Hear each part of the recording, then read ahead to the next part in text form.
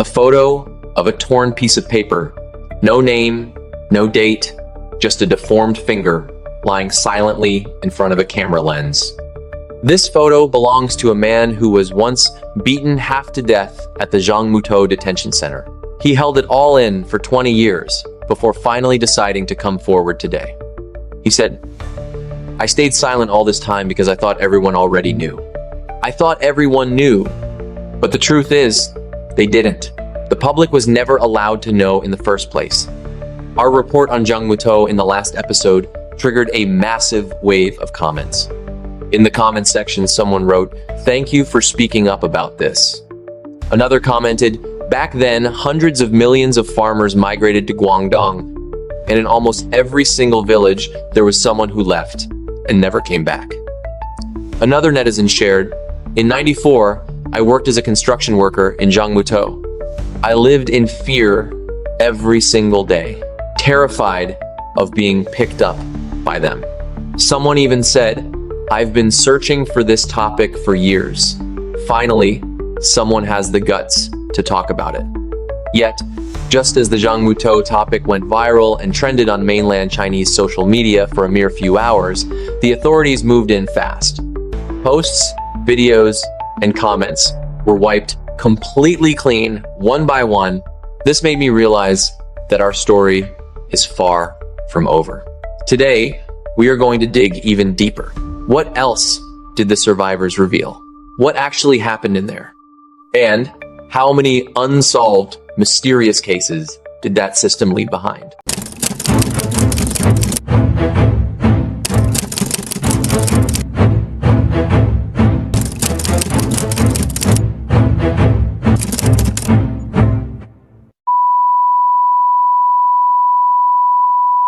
Hi, Tracers. How are you doing? First of all, I want to say a huge thank you to all of you. Thanks to your incredible support here, my YouTube channel is finally back on track and gaining momentum again. But as promised, I will keep uploading exclusive content right here on Patreon. The videos I post here will never be available on YouTube. They are strictly for you. Also, we just dropped a bunch of brand new products in our store, so make sure to go check them out. Today, we are diving back into a dark, forgotten history that was completely wiped from the internet in just a few hours. A chilling reality that most people are too terrified to even talk about. Because you never know how deep this hole goes. Recently, a content creator in mainland China uploaded a video sharing his personal memoir.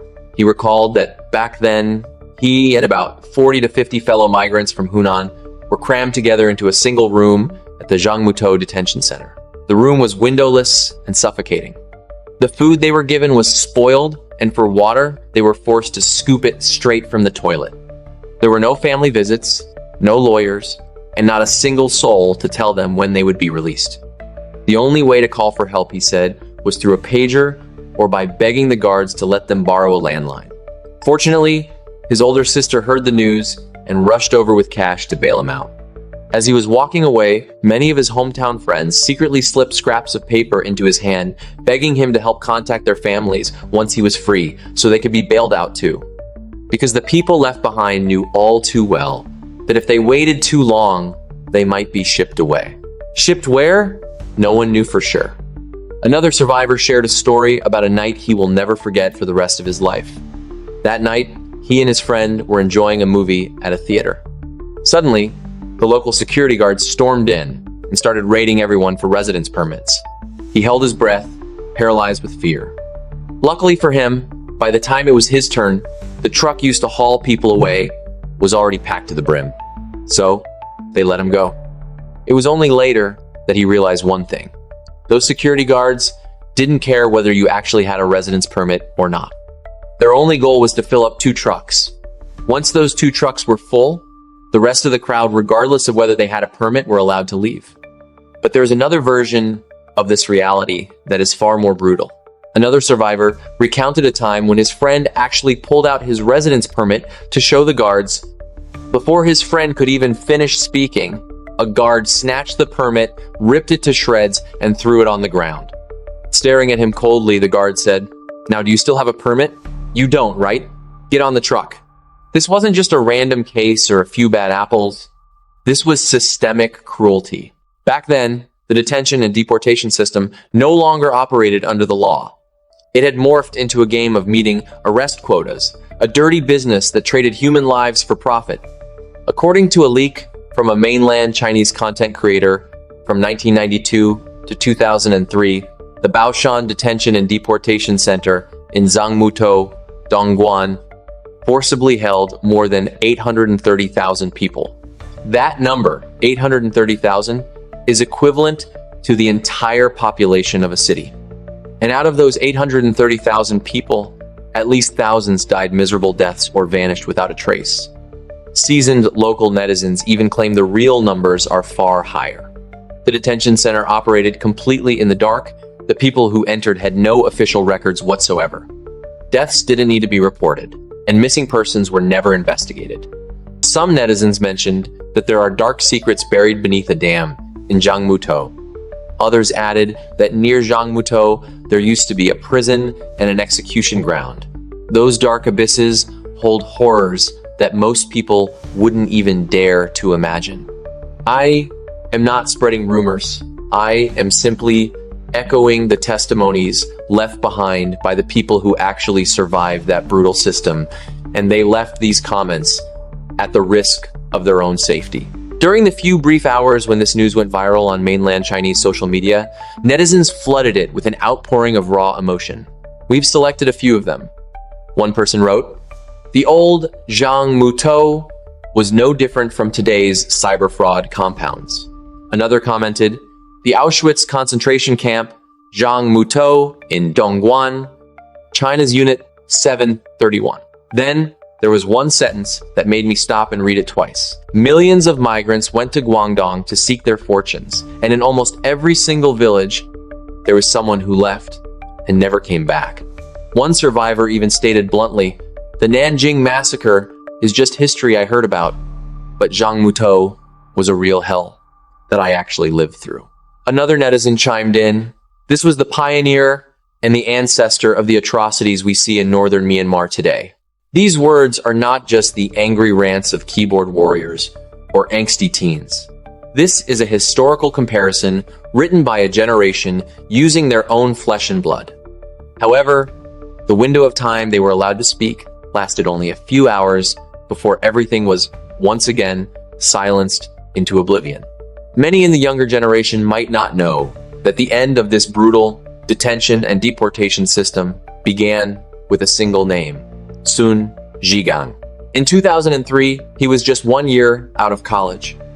He was young, highly educated, and had a bright future ahead of him. Sun Zhigang traveled alone to Guangzhou for work, but simply because he didn't have his residence permit on him. He was immediately picked up on charges of being a person of three nothings, an unidentified vagrant with no legal ID, no fixed residence, and no employment, and was detained for 3 days. In just 3 days of detention, he was beaten so brutally by the facility guards that he died from his injuries. This tragic case was later exposed by a journalist, triggering an unprecedented wave of public outrage everywhere. Cornered by the massive public backlash, the authorities were finally forced to abolish the detention and deportation system that had been running for years. The tragic death of one young man, all to end a system built on sheer brutality. But what about those who simply vanished into thin air in Zhangmutou? What about the nameless souls buried forever in the shadows of thousands of similar detention centers across the country? They left this world without a name, without a headstone, and without even a single official record of death from the state. The system may have been abolished, but the blood debt and the sins of the past were never brought to justice. Many people wonder how a detention center could be so cruel and sadistic. To understand it, we have to look at how the logic of the system worked. These detention centers weren't social institutions or welfare agencies. They were a business. Local governments, security guards, and detention facility staff all formed a tightly knit mafia network just to rake in profits. And in this business, human arrests had quotas. The higher the arrest targets, the larger the budget funding they received. Inside these detention centers, every single person locked up was a cash cow. If their families wanted them out, they had to pay extortionate ransoms. For those who had no one to bail them out, they would be locked up for long periods and subjected to forced labor. Meanwhile, for female workers, according to leaks from several content creators, the suffering they faced wasn't just beatings and torture. They were also subjected to rape, human trafficking, and being forced into prostitution rings. And because this entire system operated in total darkness, without oversight, without audits, and without any outside inspection, any form of crime and brutality could just vanish and be silenced forever within that darkness. In fact, a number of netizens believe and question whether some of the deaths back then actually involved deep conspiracies and dark, intricate scandals. Of course, we cannot verify every single one of these claims. However, the sheer existence of these voices proves that this chapter of history still holds too many dark corners hidden from the world.